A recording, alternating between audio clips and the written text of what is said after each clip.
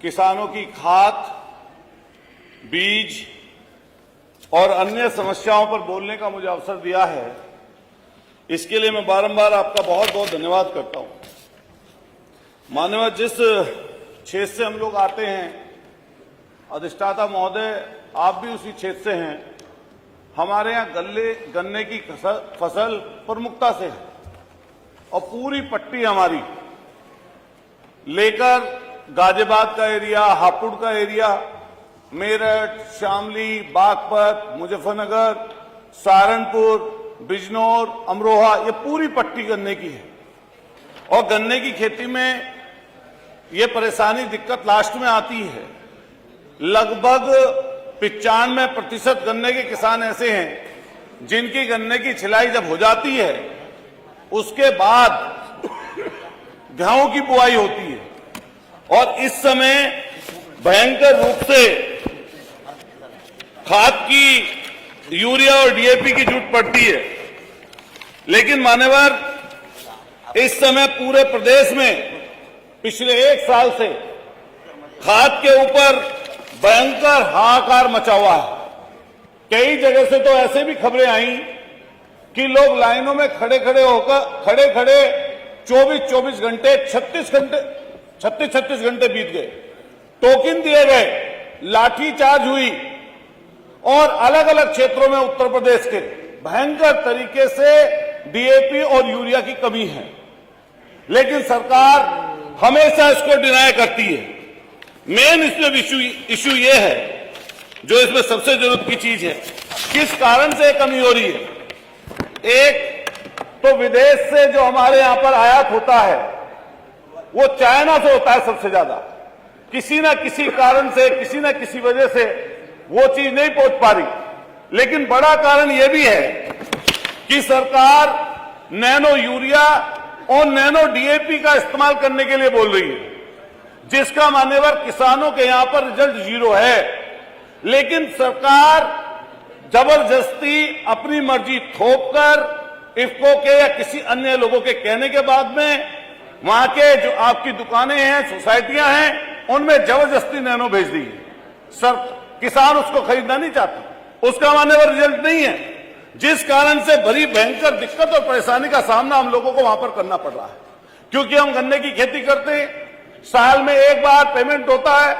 जब 12 महीने फसल खड़ी हो जाती है, आदमी बोता है, छीलता है, सारी चीजें करता है, ढुलाई होती है, उसके बाद पेमेंट होता है।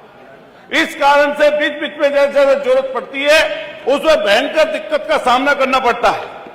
ये हमारे मेरठ का मैं जिक्र कर रहा हूं, जैसे ही रैक उतरती है वैसे ही यूरिया और डीएपी के माफिया अलग अलग जिलों से जो बड़ा व्यापार करते हैं, बड़े बड़े उस तरह के व्यापारी वहां से किसानों का माल लेकर और उसको ब्लैक में बेचने का काम करते हैं। और इतनी भयंकर दिक्कत का सामना वहां पर सोसाइटियों पर किसानों को करना पड़ता है। मैं मान्यवर अपने मेरठ के एआर के पास गया किसानों की समस्या लेकर।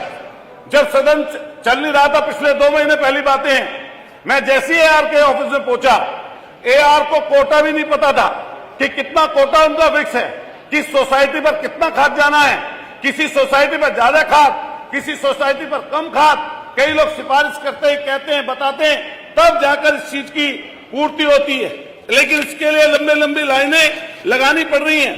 मान्यवर, जहां पर आलू की खेती के किसान हैं, पूरा चले जाइए, एटा, कासगंज, आगरा, सिकोहाबाद, कन्नौज तक बड़ी बेल्ट है आलू की।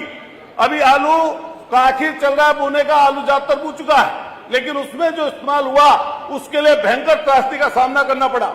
जैसे माने बुंदेलखंड में जाएंगे, चित्रकूट में, कन्नौज में और आपके ये पूरी पट्टी में ललितपुर तक, जालौन तक, वहां पर बड़ी संख्या में मटर के किसान हैं। सारे किसान त्राही करते रहे, लेकिन सरकार सुनने के लिए तैयार नहीं है। हमारे साथी बैठे हैं चित्रकूट के, भारी खिल्लत होती है। विधायक इधर की तरफ के, इधर की तरफ के भी खूब सिफारिश करते हैं, अधिकारियों को बताते हैं, सूचनाएं देते हैं, जल्दी खत्म कर लीजिए, आपका समय खत्म हो रहा है। लेकिन उसका कोई चीज का पता बंदोबस्त नहीं हो पाता। मान्यवर, मैं आपसे एक चीज और कहते हुए अपनी बात को समाप्त करूंगा कि मान्यवर, ये जो प्लाईवुड है, इस प्लाईवुड में यूरिया बड़ी संख्या में व्यापारी लेके चले जाते हैं। जो प्लाईवुड के कारोबारी हैं, और उस कारण से भी यूरिया की कई जगह कमी देखने के लिए पड़ती है। और हम जिस जगह के रहने वाले हैं, कई बार आपका समय खत्म हो गया बस है। एक मिनट और बोल दीजिए, नहीं, आधा मिनट बस आधा समय मिनट। खत्म हो गया आपका। मान्यवर, जिस जगह के हम लोग बोल रहने पाएंगे। वाले हैं, वहां पर जहां एमओपी और डीएपी की बात हम लोग कर रहे थे, बड़ी संख्या में ऐसी स्थिति हो गई है कि किसान बर्बरता का आलम आया पड़ा है। ठीक है। और ऐसे समय पर हम माननीय लोग पंकज निवेदन मलिक करते जी, हैं आपसे कि कुछ ऐसी व्यवस्था जरूर की जाए जिससे ये चीज आगे की तरफ बढ़ जाए। धन्यवाद। ऐसी हालत है, ऐसी माननीय हालत पंकज है, जी। खेत सूखे हैं, आंखों में पानी भराया है, माननीय पंकज जी, खाद आप बोले, नहीं मिली हो गया उनका फिनिश। तो बीज भी घबराया है, कागजों में माननीय पंकज जी। योजनाएं हैं, जमीन पर सन्नाटा है, किसान पूछे सरकार से मेरा हक क्यों मारा है। धन्यवाद माननीय।